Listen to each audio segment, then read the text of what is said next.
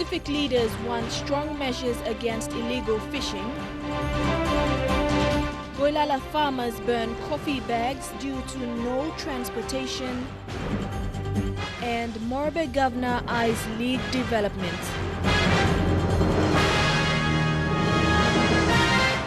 This is National EMTV News with Helen Sayer. Good evening and thank you for joining me for Sunday's news. The recent Pacific Islands leaders meeting in the Federated States of Micronesia has identified illegal fishing as a threat for Pacific countries. Leaders from various Pacific nations have collectively sought for transparency and fairness in the fisheries sector. PNG Prime Minister Peter O'Neill said millions in revenue has been lost through illegal fishing activities in the Pacific Ocean, with more damage to the Pacific marine ecosystem. Illegal fishing activities in the Pacific Ocean continue to go unreported. Thus, Pacific Islands leaders have decided to implement the Tokelau Agreement following the closure of their meeting last week. The Tokelau Agreement is centered around the conservation and management of marine resources in the Pacific Ocean. The ocean must be an important part of our strategic political discussions.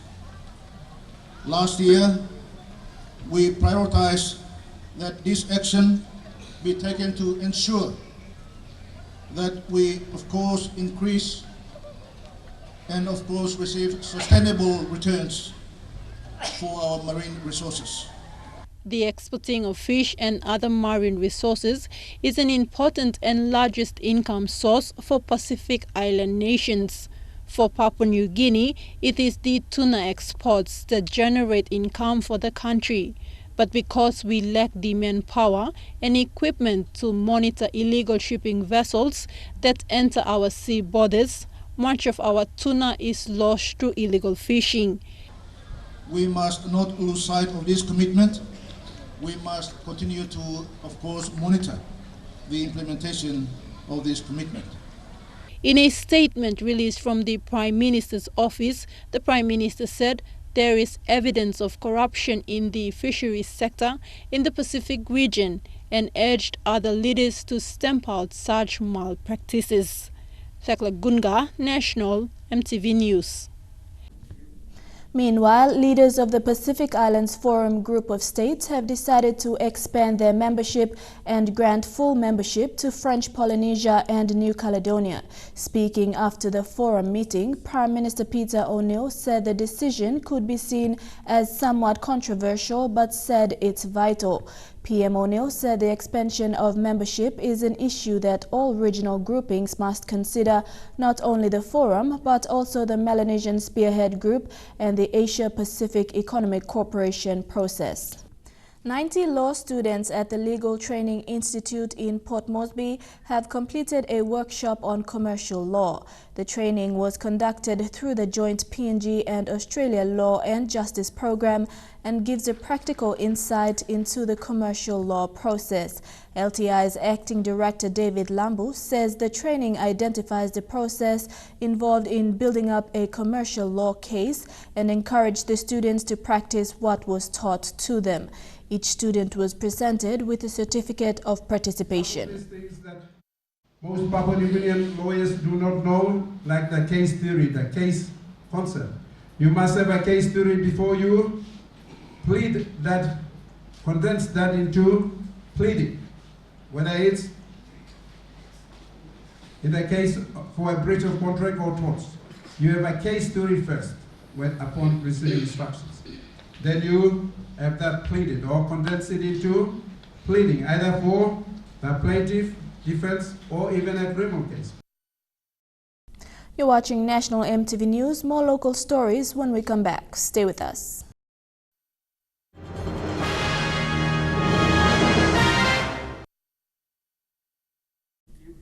Welcome back to the news. Nearly 100 bags of dry coffee beans were set alight recently by frustrated coffee farmers in Goilala district of Central Province. Farmers say the lack of assistance by levels of government and relevant authorities has pushed them to destroy the coffee bags. They are now calling on the local MP William Sam and Department of Agriculture to assist transport their produce to the market. Matthew Abadi, a coffee buyer, has been purchasing wet beans from local farmers in the area and repacks them for sale in Port Moresby. However, this has not been the case with over 100 bags stored in his warehouse due to no proper transportation. But because of no transport, no road now, coffee stop na bat. No assistant all members or DP line blow you me or government line now get a coffee stop na bagara stop. Despite most farmers around PNG enjoying the luxury of running and enjoying the benefits of the coffee industry, Matthew and other farmers say the efforts are wasted as they ban the coffee bags that have been stored for nearly 5 years. Get the hard work me pay waste nothing. Now coffee stop here go bagarab no me pay cooking stop. So no got benefit by this coffee. This is not the first time they have destroyed the coffee bags. He says this is the 4th time tons of dry beans are burnt, and it's been adding for them to destroy what they work hard for to earn a living and support local farmers in the area. Now get the coffee, me spending 40,000 kina me buy this coffee. 200 bags. Now 100 bags is stable here, 100 bags is stable Port Moresby. Still don't got 100 bags stop tamlo. Na this to stop na bagara. Me spend him 40,000 kina lo buy him this coffee. So me waste him big money instead. Goilala district is situated in one of PNG's toughest landscape, but local MP William Sam says the district is prioritizing road infrastructure but need more funding to build and connect rural communities. The purpose of Dubi Road is to reduce the number of days working for our people in this part of the district, which I emphasized earlier. The other infrastructure we're working on is rural airstrips. Jack Lapave Jr., National EMTV News. Oneg Primary School is the latest educational institution in Goilala District to be part of the Goilala District's VSAT program. Recently, Goilala MP William Sam held hands with local leaders and the school's administration to launch the VSAT facility. MP Sam said despite not receiving its DSIP funding on time, its priority areas of communication, road, agriculture and airstrip will remain. The local MP said communication is vital for Goilala people. First time you are looking at news law, country law, NBC, na EMTV, na Narva service law, distribution set up you can able to communicate, work telephone call, go one and a half for family, you staff or government staff, and be helpful or communicate, go come. In terms of communication, I'm helpful. A young man is seriously injured after he was struck on the head with a timber while he was sleeping outside his home at Mahuro village in Central Province. Christopher Johnson has been admitted to the Port Moresby General Hospital and is in a critical condition. His father, Louis Mac Johnson, told MTV News the Johnson family knows the perpetrator and have appealed to police to assist in apprehending the suspect. Mr. Johnson said the perpetrator is allegedly involved in a number of other offences in Mahuro village. My son was Christopher Johnson was having a few drinks and sitting down in a private yard enjoying himself, and he fell asleep, and this coward, his name is Hudson Lawari Malala, who sneaked up, jumped over the fence into the yard and using a large piece of timber hit my son on his head and beat him up several times. My son is unconscious for over half an hour. He was put in a bus and taken to the hospital. My son now is in Port Moresby General Hospital. I understand it's gone through intensive care unit. And I understand also the doctors may be getting X-ray and other tests to determine the severe of his injuries. I appeal to the police to do the job diligently. Chuchi Sports is next. All the details after the break.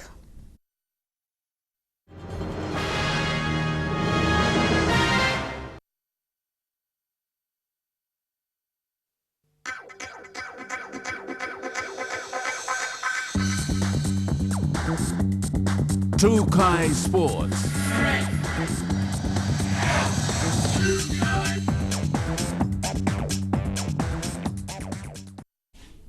Welcome to Chuchi Sports. Morobe Governor Kelly Naru has pledged support for the development of rugby league in Morobe following a victory lunch yesterday for the Lay Snakes Tigers. The lunch, attended by the team and senior members of the Lay community, showed just how important the win was for the province. 2016 has been a great sporting year for Morobe, with important victories by Lay teams. The celebration of the recent grand final win by the Lay Snakes Tigers continued yesterday. It was more controlled and formal, with a small number of fans who attended. The cup has not yet been engraved, but soon Lay Snakes Tigers will be placed on the metal plaque. While the victory has been sweet, this year's competition was marred by on-field violence that's been condemned yet again by the governor. The lessons that we have learned from sports in the last couple of weeks is indeed unfortunate. And it has really painted a bad reputation on the good and hard work a lot of people have put into the image of sports in this country. 2016 has been an important year for sports in the Morobe province. Earlier in the year, the soccer-crazy province welcomed the grand final winners of the NSL Cup. The Lay City dwellers were given a hero's welcome when they arrived from Port Moresby. The provincial government has not held back on its support for sports. 1 million kina for the Lay City dwellers, another 1 million kina for Team Morobe attending the PNG Games. Yesterday, another pledge of 100,000 kina for the Lay Snakes Tigers. This year, we scored a double in soccer, rugby, and we were looking forward to completing the trifecta in the PNG Games in June. Scott Waide, National MTV Sports, Lay. In football, PNG striker Patrick Isa was on fire for his local club, the Yamaros, in their Port Moresby Soccer Association match against Erima Flyover this afternoon. The 21-year-old striker showed a lot of class in the late match at the Bomana CIS College outside Port Moresby. The earlier match had seen Cosmos FC defeat CIS Tarangao by 1-0, with PNG defender Sammy Campbell playing a surprise role as a forward. Campbell, along with national teammate Isa, are both taking a break from the World Cup qualifiers, but are still both undergoing intensive training as well. Match, so decided to run up front. Still been maintaining high performance training at the aquatic center. So, and pretty much PMSA just to keep fit. We got a good blend of young and old, a lot of experienced players, so blending together. The 42nd National Volleyball Championship is set to commence tomorrow in Port Moresby. Over 70 teams from around the country are expected to take part. Today, MTV Sports caught up with Team NCD during their final training sessions. Godwin Eki reports. Now, Team NCD athletes started training as early as 6:30 a.m. this morning. Now, the National Volleyball Championship kicks off tomorrow at 7:30 here at the Tairama Aquatic Indoor Sports Complex. Now, the week-long event is expected to finish off next Sunday. NCD coaches, athletes and officials are finally ready for the big day tomorrow, the 42nd National Volleyball Championships. The teams will represent their association with 12 participating teams consisting of 3 under-21 men's and women's teams and 3 senior men's and women's teams. The competition will start with under-21 men's and women's competition and will end on Wednesday with the closing ceremony and medal presentations, and then followed by the senior men's and women's division on Thursday. PNG Volleyball Federation Secretary Kila Oli said the main aim of the week-long tournament is for the federation to select the national team. a total of 7 games in a day. A 4 men's court will be put up and the 2 women's court on one side. And we expect roughly about 72 technical officers to help and assist during the championship. Each game will have roughly about 8 officials officiating at any one game. The event will see 12 associations around the country, including NCD and Central. How we'll go from Thursday onwards, I don't know. But all I'm doing is trying my best to put a team together so that we can compete in the championship. Participating provinces in the PNG Games will also be given an opportunity to select top players from the national championship to represent their respective provinces next year in March in Kimbe. Godwin Eki, National EMTV Sports. Weather report for tonight and tomorrow is next. Stay with us for details. Chuchi Sports.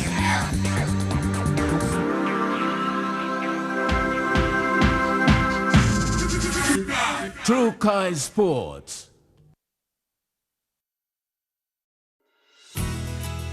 The weather details are proudly brought to you by Dulux Weather Shield. Worth doing with Dulux.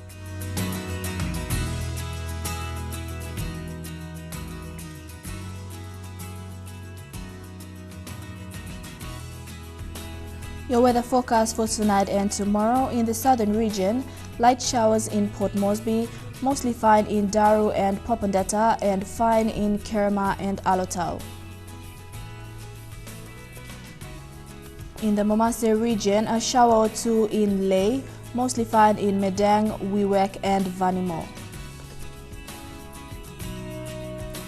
In the islands region, mostly fine in all centers. And in the Highlands region, showers, then expected morning fog in all centers.